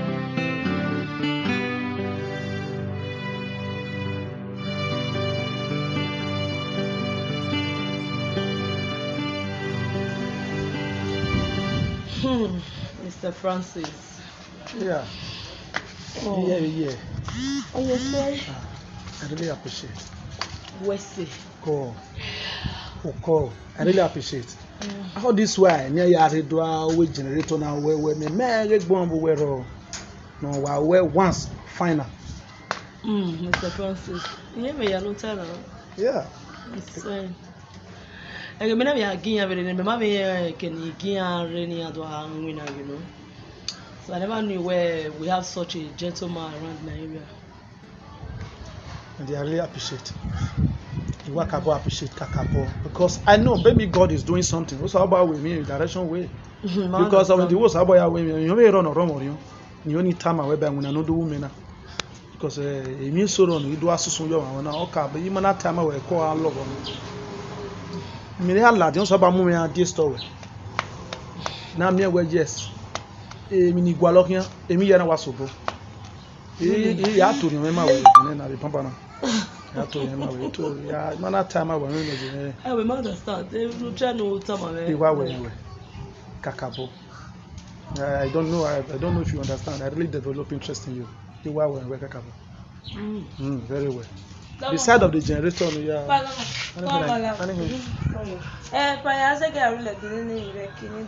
All right. Zegel. I waste the time, eh? Yeah. Koyo. As we are seeing. Oh, it has given. Oh. Go. Okay. Oh, yeah. Oh, no. My woman, you know. My year already. No, you must show me there. Ah, that's given. Go. So, you need that time of it. Cabo, we were every red by dimmy. Ni no wrong with your time. Saba when you ladia, make a ladia who were radio. About the story, every no reward you with Tana. So, we will get in Benin, maybe. I will do it in the room, if not still.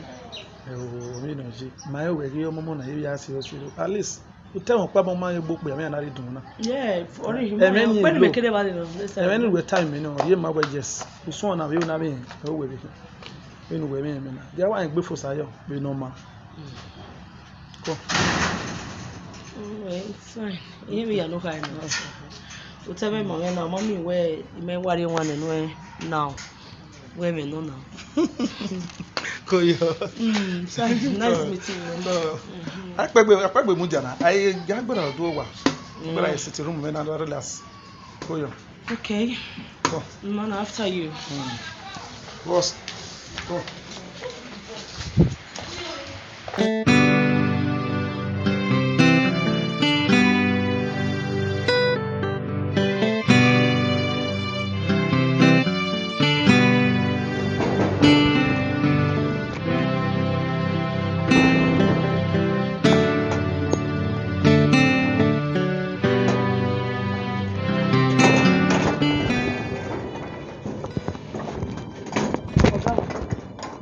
Generator Maria Wari. Where? You generator Maria Wari. Mini. Mother, so why are you here? Generator repair. A generator Maria Wari do sobo gabo. Why you ga generator no? Women, you want to talk here why? You want for generator Maria. Oh, Mudiao. Then me genana. As boy wana. Women why? You ta mo generator Maria. When odole generator you pan story gbere na udu a pipile lo ma no asigore renwe no ya dole generator paje ki me ku de wana eme nwa abeg you put we generator mo wari ibe wa le nuga ise we ko ni abeg wa ibe la wa o pe pa e to ba wa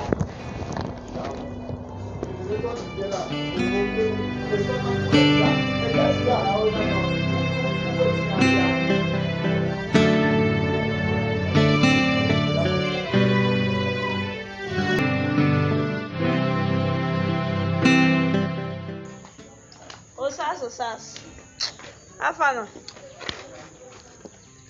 I know there at all. I know just the. Wasunu awuwe de mamu ya kwema. Where there no sunu one no. Je no sunu abi imiogwe mabere yo wera de no hiwo. Atemagbo atemi. Yo go mi ba ohun. Ibe agbo. Ete bo me nwe mo le ba iri ba no. Eden ni mewi mi aya mi bia ni. We na we aya mi juwe. Ima kiri ni generator na ria. Ne no Ghana wi na to bi ya gwale wa no do le generator ji. Okay. When are guess ni do adole generator ji. Yenya na. Ima Ghana gunwe. When ni gunu ete bo me respect we. Ghana ya mu e madan yan. Ona ya mu re de weekend ni. Ona ya mu madan yan re. Ghana mo madan yan la kwa.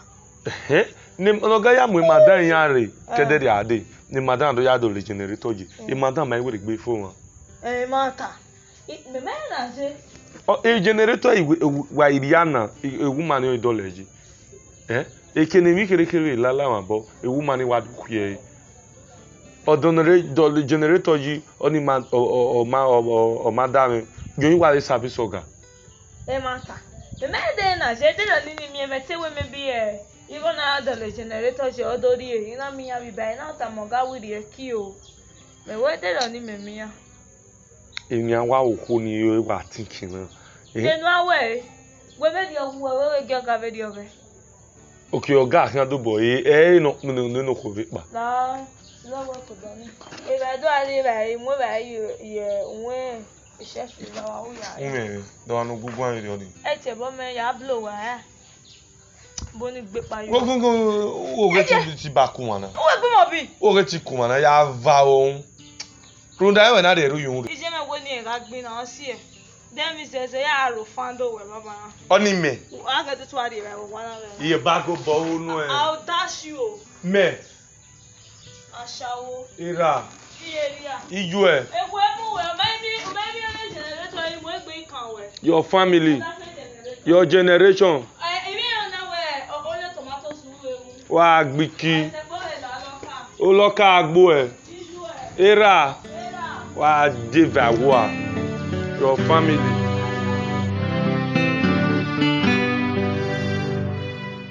Osas. Owo ami e. Wasunu. Ipa the meeting is a woman no do dollar generator you there. Yen no. E festina wo. Festina rodi oko wa odoni. Okuni. We no yari ma na e there. Odo dollar generator ji. O mari o no pa. Egbe na ni mara. Okay, imagine now. Another piece the generator. Ona ba tigo ne kire mawe. Ikeno na ewe boy igo ni etani ya hwe. Egbo etoga anu na ni le she. Ige ba avan ra gwalo. Ona hwe no eri oni. Emi go rere ona ba do tamo ewe igo kire no because ogwalere no ya hin lawe egbe e. Ogwalere no ya hin lawe egbe na mi we very soon also abiliwe. Nyerire na o mayo no pa. Okay, pa we go no na. Ale guess no giri keteri ade. Eya anwu na nya pa. Okay. Boss na na emi woke nye nwi na ne nye mai pa. Egbe na ni mana. Ma the last time biare ere mi e omunu so nu. Denu we time na. I de na. Okoro do generator ji ni we ha bi. Nye wa no nye oga gian ba ni. Madan ni. Madan ya ni. Uwa mana Obiare na munu so nu. Yan agbare kini ala la na gbe. Eriyan ba o emi go rere. Yan ba do tamo igo kere no we ba o tiyan ma. Yan de ma yeye. Yan ma enu we time na we jaji. Ipa iya o me be fa de re. Wa we ni ben boy e se ti ben boy o. Yan mi ni tana. I ben boy. We are one more ball at the bottom of the name of Ìyẹn kò ní fẹ́ bọ́. Ìyẹn kò ní fẹ́ bọ́ àtọ́. Ìyẹn kò ìkọ̀sọ̀ pẹ́ ní òkè alẹ́ lè ìyẹn kò ní fẹ́ bọ́. Okay, power again. E guess ni e gire. Iya anwu na funa etinye akpa. Yes. Bo se na mi egbe wi yen to bi yen, yen iwa o ni yen win na yen ma yo ni yen pa. Ó ní nubu ta wo ni, ó ní wo ya ego egun ma ese. We ma da don win na o ma yo no pa ya go egun ma ese. Epa be we mu wede, ono se yin na do tama we because ima nu gbe ka for victim e akedo mi ugbo ikedo agun. Egbo ma be di okeke we ni pago amu bona. Bezu gbe wu mi no ma keke. Ó ní wo. Mama, utama nani? Alright.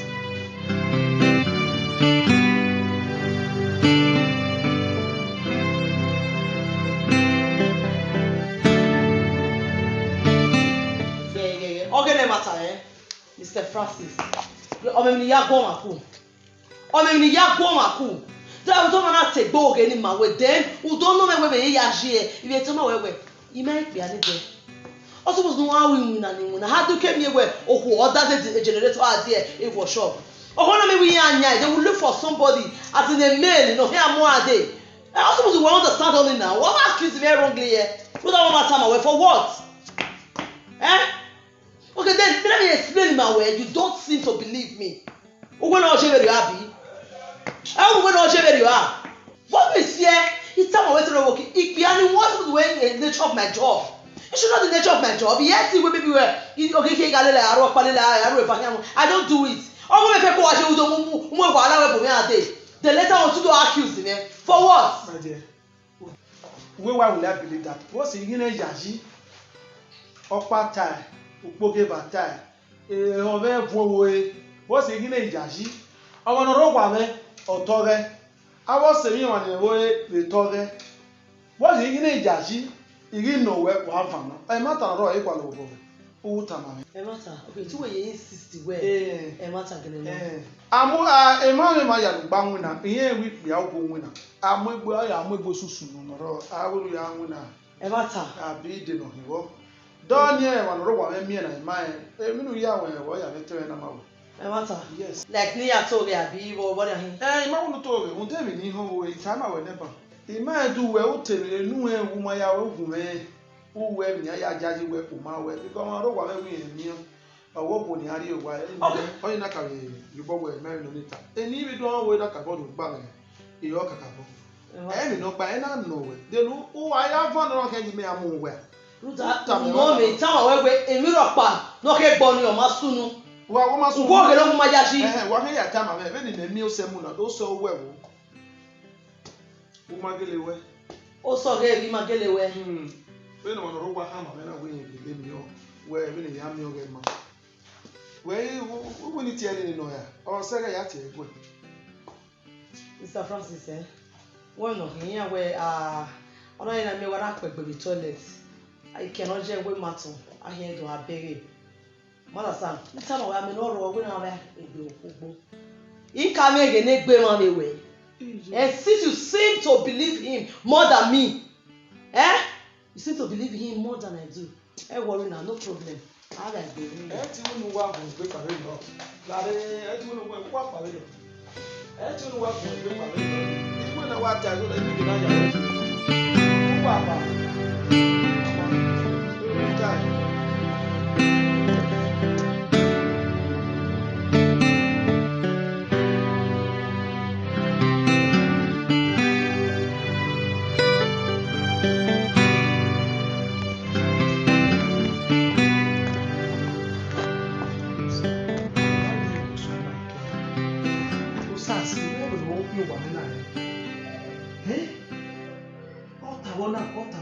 You understand those stars? Those stars is not turn over one side down. It may be cleaner in Ghana. Osas. It may be Nyangi Osas. Em no talo sas of Bungwe. Magi. Okoni yanyi. Em no sas talo Bungwe. Em no sas tana. Iya akizo kuni. Ihu efo. Yaki hiya na. Yaki hiya na Osas. Osas may be here. It has again, or you do tell matter, man. And when you have to go now in my mind, Ya ta na. Ya gwa gwa na ona rie. No na dan yo. He usa no ba usas. Usa ama. Ni ga ni tie do kun ni me. Because me no jire wodi na. Ya ti keep e na degbe ni. Ya tie. Ya tie o. Usas ya pa won are. Usas ya pa won are. Ma ije. Hello there. Hello, what here? Me no, my dear, call lao. Call mo lao, egwi call lao. Osaso jemekia. Osaso jemekia lao, egwi. You find that in Osaso jemekia. E has girl when you do tama me no sunu.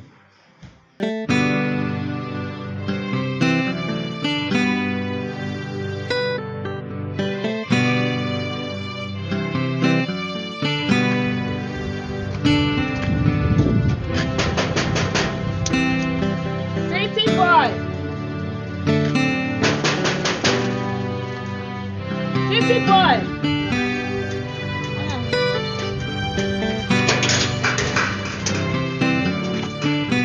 Tameko. Yeah, okay. Nice city boy kwa. City boy. City boy. E boy ni na guy. O wa tan fofua. O me small sexy baby. Yeah. Na you. City boy. Ass boy. I ask boy, you wanna turn you. Yeah. La go make one kwa. Ass boy, Osakiri me we ti city boy. Oga me kwa igwe. Oga we ku eni. Na. Oge no ma wanika. Amanika na oye nwe. Oma le nwe egbe o. Owa mosi o fofua natural fedence. Ass boy man no. Osakiri me oga me kwa. That would like to ask boy. They no ga we ku eni. Always see no brother you onya wa na. Inwi na pa ma o me ask boy. Oga me kwa igwe na me wa yo no. Ọmọ kọlẹ̀ ní ẹgẹ́sì wá fẹ́ ní bí dùn ún fún ọ̀gá mi náà. Ẹ̀wọ́n náà mà náà lè náà kàpẹ́ owó ọmọ kọlẹ̀. Ó fi ẹkú pa ayé múnú ẹ̀ náà. Mo mẹ́mẹ́. Eri ipo ni eri ọkọ̀ wò tó a. Ọmọ ò kọyọ̀. Tọ́wọ́ ni ọmọ ẹ̀kọ́ kí ẹ. Tọ́wọ́ ni ọmọ ẹ̀kọ́ kí ẹ ooo. Ìyàwó ẹ̀mú náà mi ọ̀rẹ́. Ìyàwó ẹ̀mú náà mi ọ̀rẹ́. Hey God, can you not win a book? Mama ko one day, my baba miss a period. Can you not do? I win a near. You not good most of it. And we go. Come Betty, come back. Betty, what on? La, if you are even at a while, if I'm boy, if you are even, or we are there by no soon. I will be let carry. Yet a little while, yet a little. I don't go on the egg, you're going to suck him.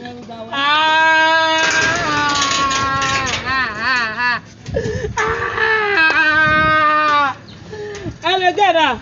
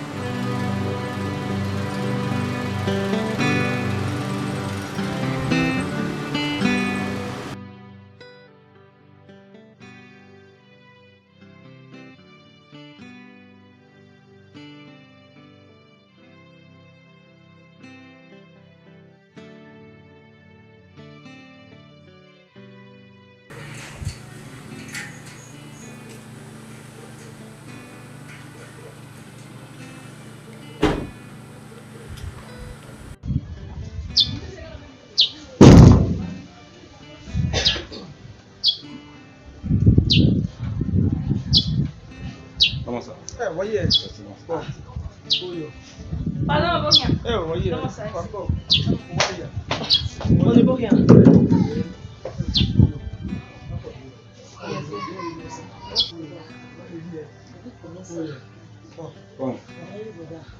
Oh, my brother. Why ya? Why ya? Oh, I can you can be in there. Oh, why ya? Oh. No, here. Ah, what's this, sir? Oh, What's this, sir? oh, you. Oh, sir. Oh, oh, my dear. Hello. Okay, all right. Yeah.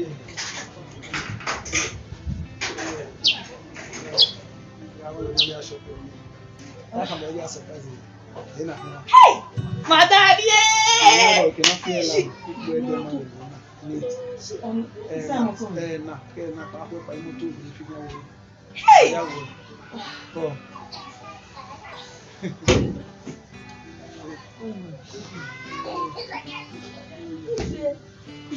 Only what's it? God bless you.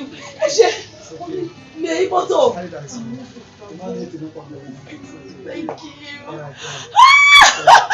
Madam, me wa leluwa jẹ́ kí ẹ dédé gbé. Then don't worry, you can celebrate all of that.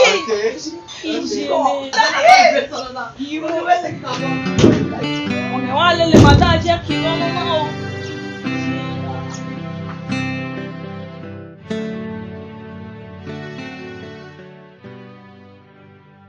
So, my dear, since I am me be aware kedo ade. Emi ya fe aware ni.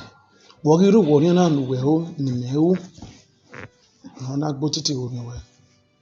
Ko me re we ya je me yo ni we mi ya fun na yo pe na gboro. Okay, okay, plans okay, marriage. Oh, yeah. Okay. When Makata we don't know where after marriage honeymoon. So ina don I was saying when ka be marry and then I was saying on a party. I don't know where I be ya we na sama we na kini worry. So I was saying so no we ego. Yes. Bagbara I barak don so ina don tamia ina ko my problem ina go me plan so we royal opa bari started to go with oni ina we ya go me plan so ina do atama me go bi no kwa jeni ya mu go jomo hu ne wwa ni ma wa wo ge family ma wa wo se we o me ho pa no re baru o me opa start opa with oni ina we ne ho ware ba ni so ma wa with the reception ge marriage we ba ni then ina me ga ke ba de wa de we o me 1-5-star hotel no roku wagwe What is Kwagwe? Okuwagwe. Europa Europa we ina ma wa with the Iwa wama. 5-star hotel wa no so ma wa we oni mu we ba ni do ma be o no be hian legal or maybe I wanna be hian legal be ota o me fokpa be 3 years maybe one have is true ya we wa hian ya be ba ni e dey get 3 years be ba ni 3 years. Na dey ni ropa. Opa na popular place no na I mean no my 3 years over 3 years I fuwa wa so bono pa o me fokpa no re go me again that ma ke so ma hian stroll ota o so I put was stroll You be run we here apart from upper you go me again na be ya na. The man you understand. Go in ya me man that you no please we man no mo u like area ni ya do me man I was see me NTI the dona we change your way. We me your way time me. O le be area ni e can we go pa me ya Iwo me again. Okay, go me. Any more abo ima oni bi do paso no da we my dear. Dem no sunu. I dey doni at 10 o'clock e bo wa ye fin by 11 o'clock. Awola paro there's police and all those things. Oro pa oni junction. Vigilante we ro. No the me time we my dear. Ima gwale nintin. No hot we or ne die man olele me dey.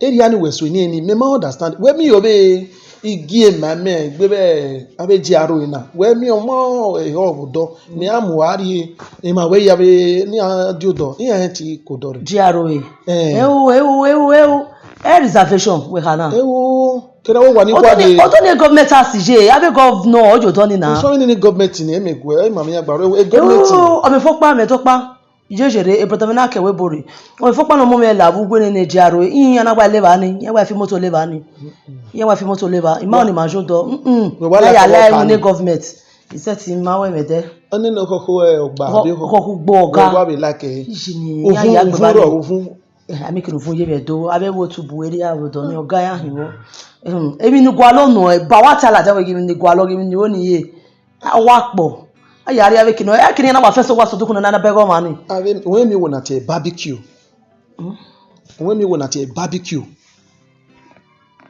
e kini me gema we ni ave tun iji ma gare awe munia aya we ye hin we mi o wa dan won aro pa bi o pa we ti e gbogbo me understand it we iyan mi gbe ni wo do iyan mi gbe ni we u pa we na we gbava ọgọ́rùn we ata barbecue ati e barbecue we me gbe mi wo ni de iyan wa mo ere we no wa kini de ni mo yo popman o be iyan mo yo da we ere ya wo enye no abiesi o ha eze na gbe le bi oladian yes okay okay o ma na de ha ya we problem de ba na ma wa re ba ro e ni ati de he bi pe na enye no ko mi okay do like a video ni wonu ti e ba ro ni do like se oma ebi ya no ni di afa ya we no be bo o gi menoro Dubai ya mu we ari kwa he wo ni ya fun ni abeke ama Otiti ona ye ga atama we ni ina atama we ana advice won ya ga gbo ere ni ga gbo eyin mi dare ma ge bege na ya ni ke bia ya end up here ya ma end up say ono si na atama we kemi no warere awu o mu awojo o ma mi gbe generator pa ma ojo anything at all no we will not ga ete lo no ga ejo sa o mu awojo so that at the end am mi egwe a master game na no we uhi ya ni ke na ge ni ya end up here. But thank God today, here you are. I'll give me now a type proudly with yes, more man we winner. Here to your book do a menotity, more man became winner. Do you understand? So maybe it's my way so far so well, it has been good. Where other from them, you know everything about me. Where it does not want me to continue in this line of business. Where man need it. So you try and beg her, I try to play the him. I will la. So he even said where Niwa lock up at the shop like no Mama la wo na la no it isn't yare na hina and we are the in yaji ye ina time we he said he will lock up very well when he hear like I should just sell it off and do something with the money now you go we have problem in there right now so we are here full shop when I know so well we in a capable hand no it handle so ina time we urema na maybe try when the master will be him. So therefore, here use the process now. Here use opportunity now at Tamawe where as he speaks, you are not the proud owner of this shop. In January.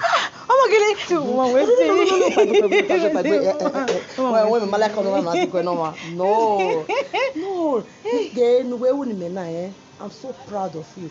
Okay, me na boy yes, Otiti all my winner.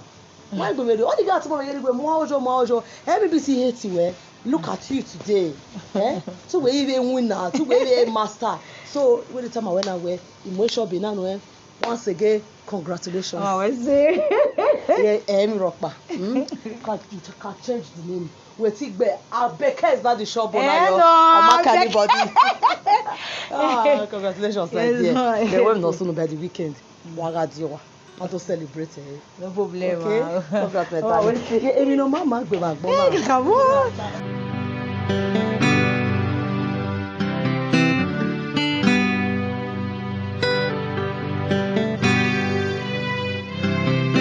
mommy here you want to stop me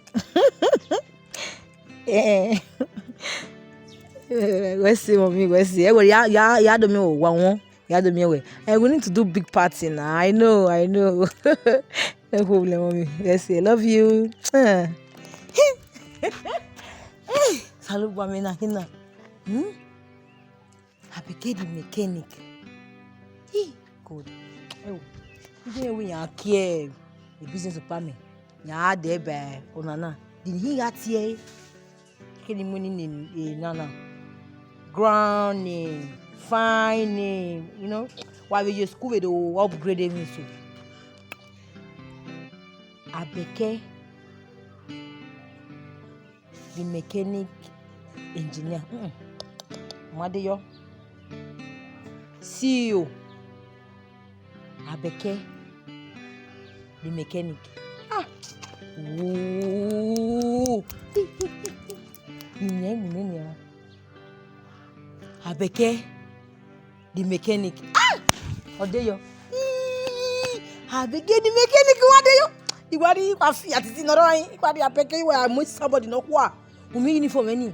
Iwadi gbe to Christian yo. Education and handwork together. Ah, Ogano. Ogano. Ah, baby. What go egbe. Igo wona won gbe. Na oga me amu na me no de na. One sister I me na. Me ai ti je me wa that. Mama je me da gwafo de na. Won da gwafo. Tell we madam me say the store I me. What? We ni ego. Go ni a. We won hai. Owe. You handle Germany as in you introduce me to all those big companies. Can I handle PA generator? Now. We ni mo be a de wa. Magba man to celebrate. Abebe.